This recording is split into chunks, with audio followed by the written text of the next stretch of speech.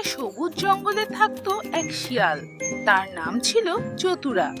চতুরা খুব বুদ্ধিমান ছিল, কিন্তু সে প্রায়ই মিথ্যা বলতো। একদিন সে জঙ্গলে ঘোষণা দিল, শুনুন শুনুন, আজ নদীর জলে সোনা মিশে গেছে। সমস্ত প্রাণী নদীর দিকে ছুটে গেল। কিন্তু সেখানে কিছুই ছিল না।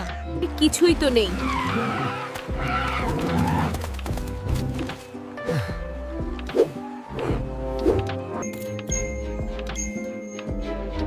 এরপর চতুরা বলল, আজ আকাশ থেকে মিষ্টি পড়বে।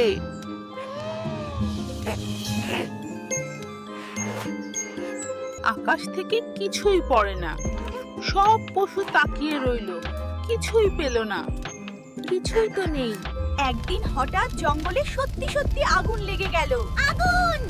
আগুন বাঁচাও! কিন্তু কেউ বিশ্বাস করলো না। তখন চতুরা বুঝতে পারলো, বারবার মিথ্যা বললে সত্য কথাও কেউ বিশ্বাস করে না।